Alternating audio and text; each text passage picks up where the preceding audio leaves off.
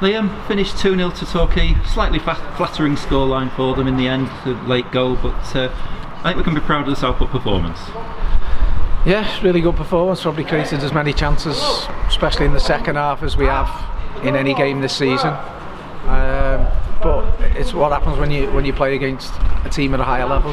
You've got to take your chances, you've got to, and that's probably been a little bit of a downfall. Have we took our chances today? Certainly haven't. Have we took them mainly this season? I'd probably say no, we haven't. I said, but you know, the two wide lads showed really good flashes, really good against a good side, that they really worried them. So, but at the end of the day, you know, the last goal you may as well get beat 4-0, you know, with a minute to go. But you know, we got caught right at the death, which so be it. Adam Manson was up front, but we only got ourselves to blame. A good shout for a penalty towards the end, Liam. How did you see that? Well, everyone who was in it knew it's a pen. We know it's a pen. You know it's a pen. The referee, from the first few minutes, was intimidated before the game by them over the pitch because they're playable. He's been bullied. His whole performance on the thing was bullied. He got every 50-50 wrong. Too busy looking at himself. Come over and it summed it up. John McCarthy gave him a mouthful and he come over and booked me, so he even got that wrong. So, you know, at least he was consistent. Is that your first ever booking, Liam? No, he used to get as a manager, I should say there. No, I don't think so. No, I've never been, but this is a new rule, isn't it? Yeah. Okay. It's been a difficult week, hasn't it? Because we've not known from one day to the next whether this game's actually going to go ahead. How's it been for you and the players? I said what I said the other week after Halifax. I said my thoughts on it. We turn around and we go into what the players and what the clubs, and you know, every single club in the whole National League has been put into a situation. Right, so I'm going to actually answer this. I keep on hearing the word integrity. It's come from a lot of clubs, and one of them, the integrity was different last year, because last year it was all null and void because you're at the bottom. This year it's all, we've got to play because we're at the top. So you can take that one with integrity's out the window. Integrity's out the window anyway. Let's face it, you've got a board of directors in the conference. A board. They run this league. Well, let's be honest. I haven't seen the chairman of the conference come out and make one. I haven't seen him make a statement. I haven't seen him do anything. I've seen one of the board members come out with a quote about when we discuss testing, quote unquote, we don't test at this league. We don't test at this level. Okay?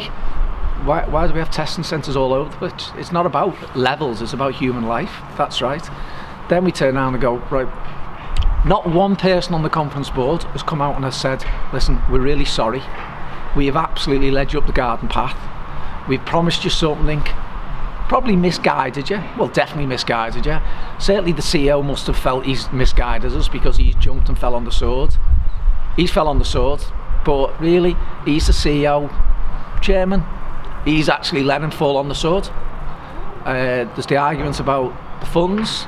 Has it been fair? Has it been right? Well, these grants were actually to compensate for the loss of fans, revenue stream.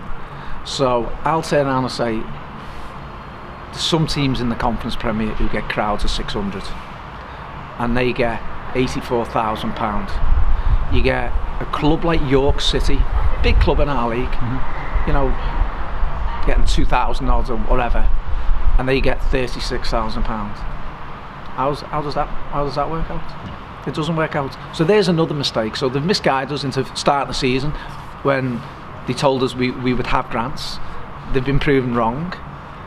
They've then got grants in the first 3 months and chucked them away. He could have actually given us all less and done it over a 5-month period and made us actually manage the funds correctly. You know, there'll be teams in the Conference North and South who are getting 30 grand and have felt like they've hit the jackpot. Absolutely. Teams in the Conference National League, they've got 90 odd grand, some of them, and they've felt they've hit the jackpot. You've got other teams, I understand, the bigger clubs have got bigger outgoings, but not once have I heard anyone on the board of the conference come out and say I'm sorry. Not one. Oh, it's our fault. So now they're actually forcing clubs to vote to get them out of a position. No one else, just them. Yeah. They've actually created this chaos, this carnage, and they want someone. You're getting letters. So, some clubs, rightly, 100% rightly, are saying, as a club, you cannot operate insolvent. Any director who was a director of the club, or like in any business world, if you are operating insolvent, you are breaking the law. In effect, you could be struck off as a director for running a business insolvent. So this league, you know, I had Charlie Clapham as my chairman here for a long time, and he was so good in terms of financial governance and brought so much to the conference.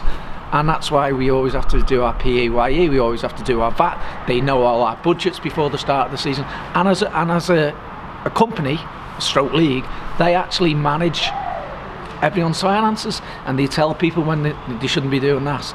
And now that's all out the window. It's all completely gone. Do what you want, take loans, whatever you do, bail us out, because we've caused carnage. And we've got to get out of jail here. We've got to say Vanarama deals, we've got to say BT deals, we've got to do everything. So you do everything. Then it comes to some clubs now are saying, we're not playing. Then they turn around and go the other way. They don't become, well, let us understand why.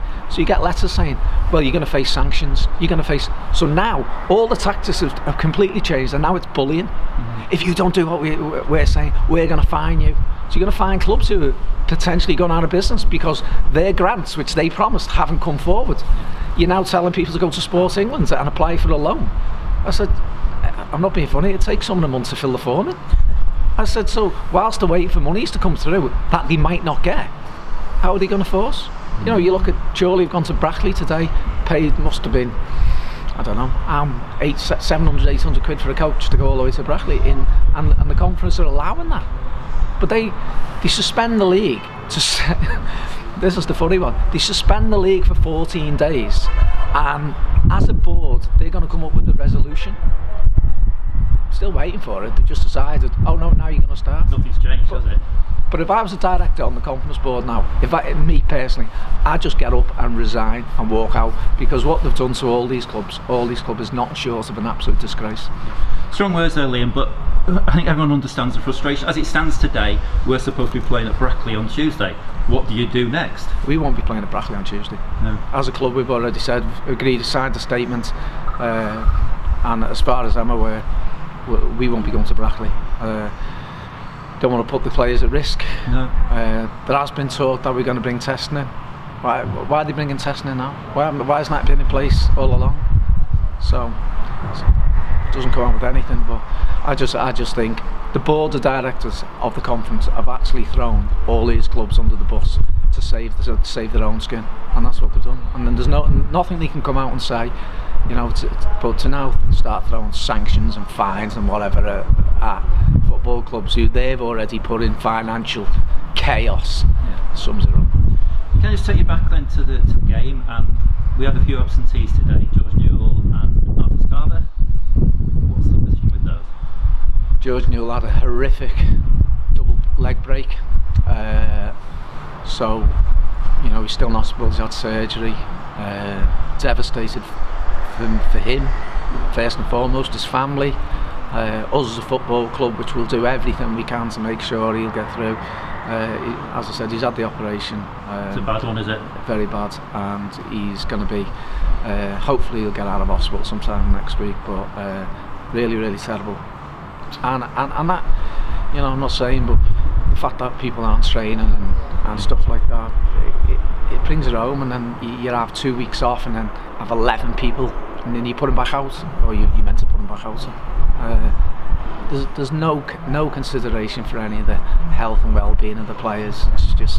It's what it is. It's just terrible. And as I said, you know, I will come back. I said, when Brian Lee ran the competition, Charlie was involved in the competition, you know, words integrity, it was a proper competition. Now, as I said, I just can't believe we've got a chairman just says nothing at all, just sits there. I haven't heard a comment from him since day one.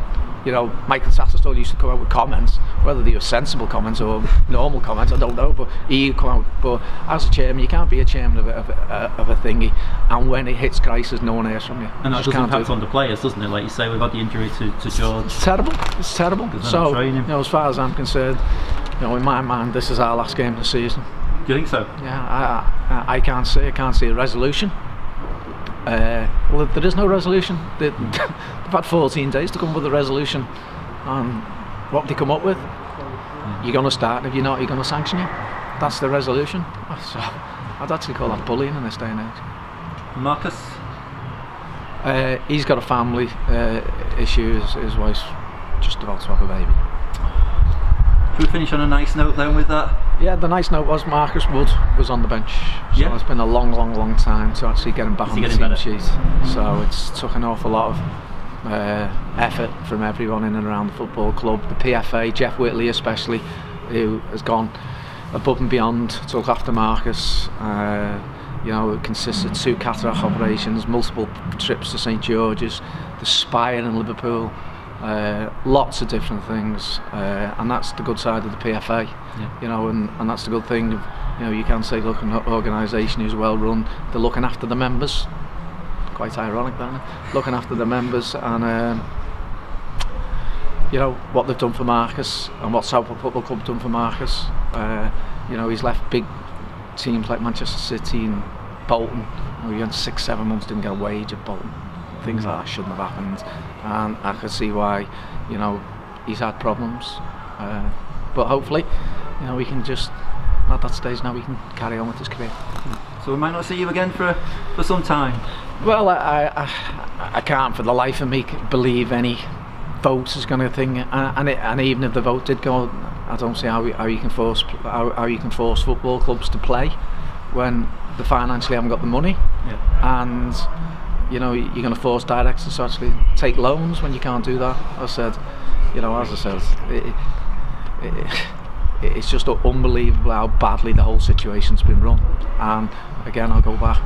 The only people who could blame are the people on the board. Yeah. Okay. Very forthright views, Liam, but we do appreciate your time, and who knows when we'll meet again. We will not see. Cheers, Liam. All right, thanks.